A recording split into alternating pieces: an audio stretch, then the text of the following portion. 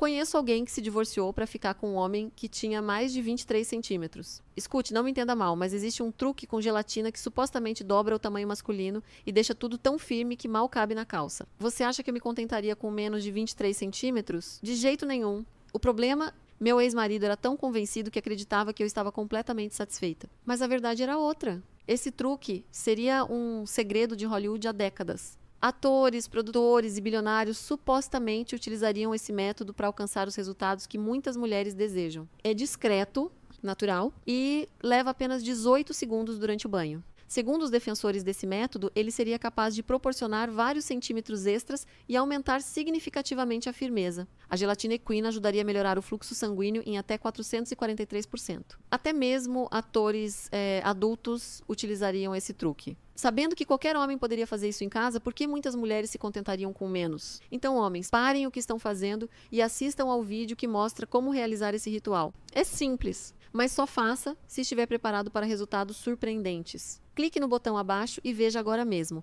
Acredite, a diferença seria tão visível que até uma simples caminhada chamaria atenção. Em poucos dias, sua parceira perceberá a mudança. Mais volume, mais firmeza, mais confiança e um desempenho que dura muito mais tempo. O vídeo está disponível gratuitamente por tempo limitado. Clique antes que seja removido. Depois de conhecer esse truque, suas noites nunca mais serão as mesmas.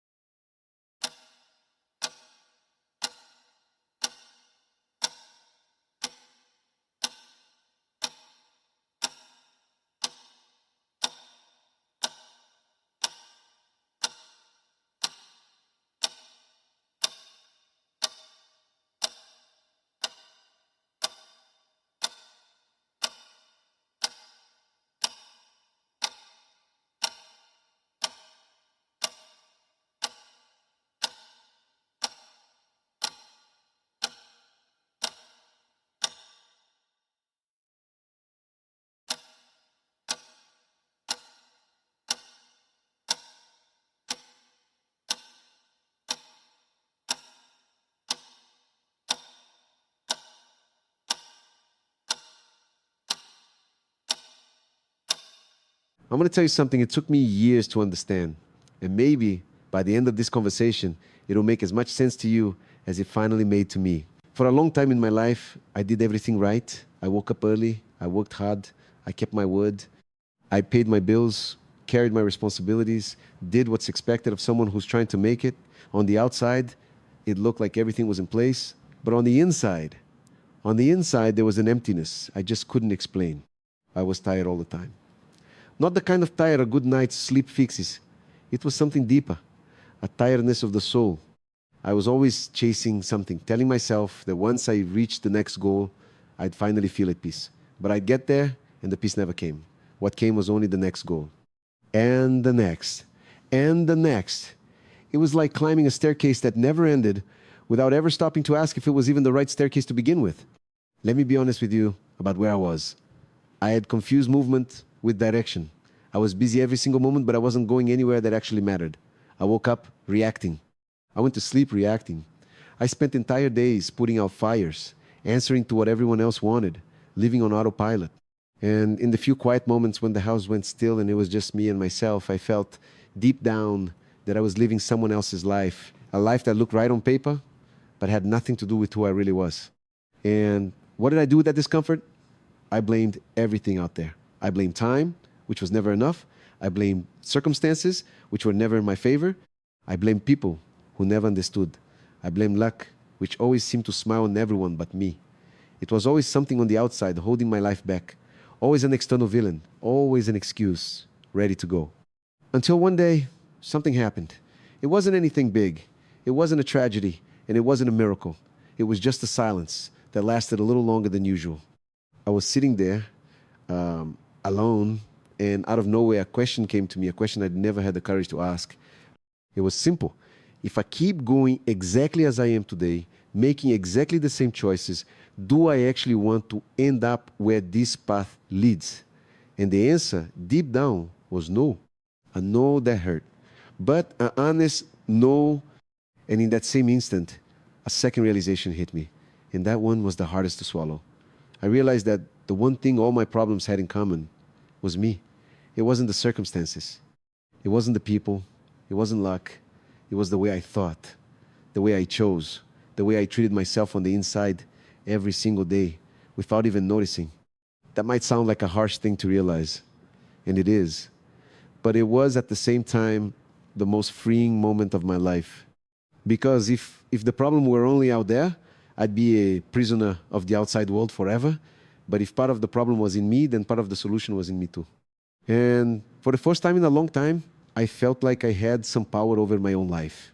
That was the beginning. Not of some dramatic change from the outside in, but of a quiet shift from the inside out. The first thing I changed wasn't my routine. It wasn't my job. It wasn't anything out there. It was the conversation I was having with myself. Because I noticed something frightening. I spent the whole day sabotaging myself on the inside, beating myself up over everything, shrinking myself with every mistake, comparing myself to everyone all the time. The voice that lived in my head was the voice of someone who didn't like me, and I kept listening to that voice as if it were the truth. So I asked myself another question: would I talk to someone I love the way I talk to myself? And the answer was never.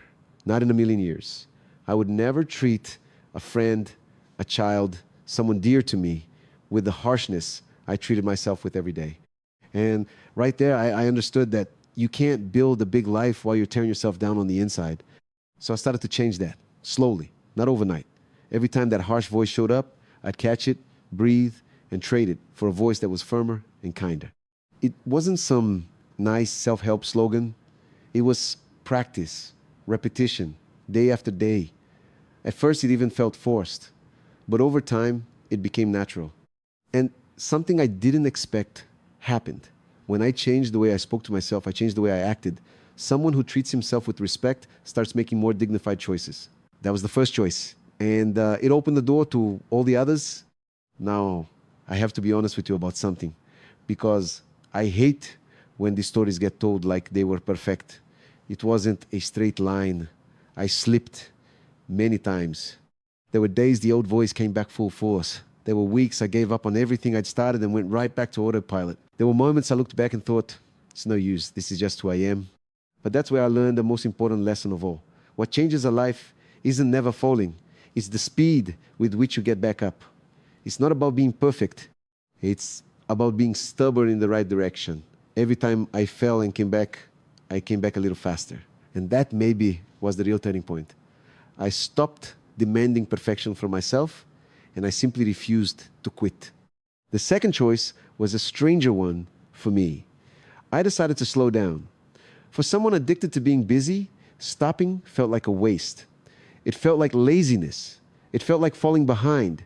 But I started setting aside a few minutes of my day just to be in silence. No phone, no noise, producing nothing. Just me, my breathing, and the attempt to reconnect with myself. At first, it was uncomfortable. Very. My mind screamed. My thoughts tripped over each other. That anxiety came up, the kind you feel when you think you should be doing something else. But I kept at it. And over time, in that silence, something began to settle. The waters that were always stirred up started to calm. And when the water settles, you can finally see the bottom. It was there, in that space, that I found something I had lost without even noticing. A sense of connection with something greater than me.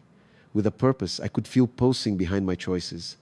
with the wisest part of myself, the part that always knew the right way, but lived drowned out by the noise of daily life. That's when my spirituality stopped being a distant word and became something real, concrete, lived day by day. Not as a religion I followed out of obligation, but as a presence I had finally stopped to listen to.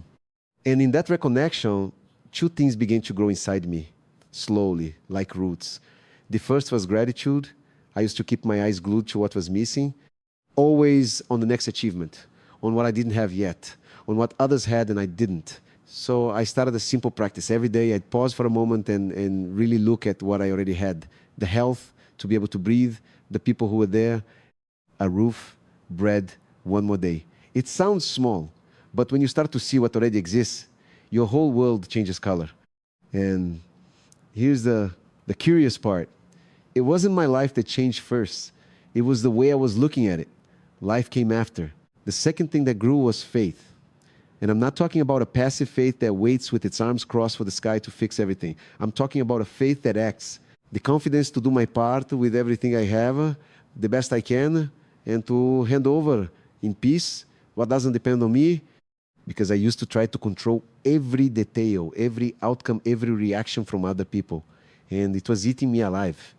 The day I learned to let go of what I can't control and to focus my energy on what I can, it was like taking a backpack full of stones off my shoulders. And strangely enough, it was exactly when I let go of control that things began to flow. From that point on, my life became a sequence of small, repeated choices. And I want to tell you what they were, because they're available to you too right now. I chose